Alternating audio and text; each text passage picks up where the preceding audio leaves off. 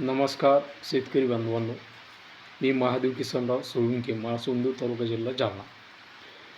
मी सतत शेतकऱ्यांच्या जे काय समस्या चालू आहे त्याच्यावरती माझा व्हिडिओ या ठिकाणी बनवत असतो. माझी या राज्य सरकारला एक विनंती आहे.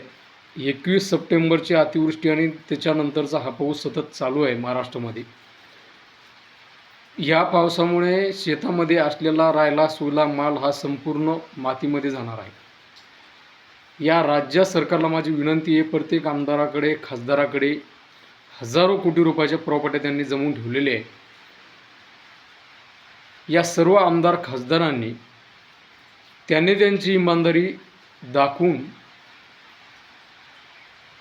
50 लाख, 25 लाख कोटी अशी रक्कम देऊन त्यांनी 50 लाख, 1 कोटी, 25 लाख जशी त्यांची ऐपत असेल आमदार खासदारांची, तसा तो निधी त्यांनी मुख्यमंत्री सहायता निधीमध्ये जमा करून मुख्यमंत्र्यांनी शेतकऱ्यांच्या वरती असलेल्या डोक्यावरती असलेलं कर्ज हे सरसकट शेतकऱ्यांचं सरसकट कर्ज माफ करावं.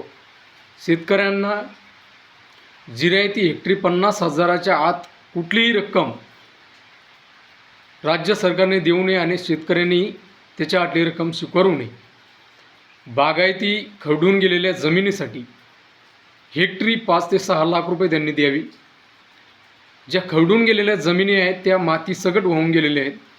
सर्व गड्डे त्या जमिनीमध्ये पडलेले आहेत. येणाऱ्या रब्बीमध्येच नाही तर 2-3 वर्षे ती जमीन पेरण्या लायकीची राहिलेली नाही. त्या शेतामध्ये गाळ आणून जर टाकायचं झालं तर गाळ आणून टाकणं एवढं शक्य नाही.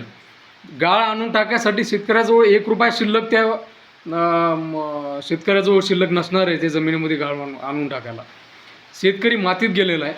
इकडून तिकडून थोडाफार माल शेतकऱ्याच्या शेतामध्ये निघणार आहे. तो मार्केटमध्ये दलाल असलेले आडत लोक, व्यापारी लोक लुटणार आहेत.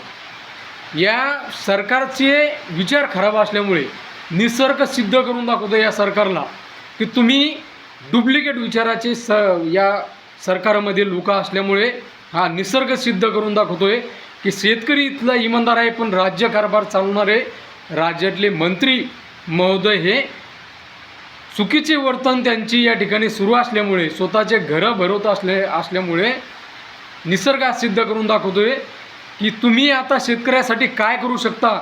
तुमचे घरं तुम्ही भरणं चाललेले, शेतकरी इमानदार आहे, बिचारा परेशान आहे, हा निसर्ग त्यांना सिद्ध करून दाखवतोय. या गादीवर बसलेला या राज्य सरकारचे मंत्री महोदय हे बरोबर नाही. धन्यवाद.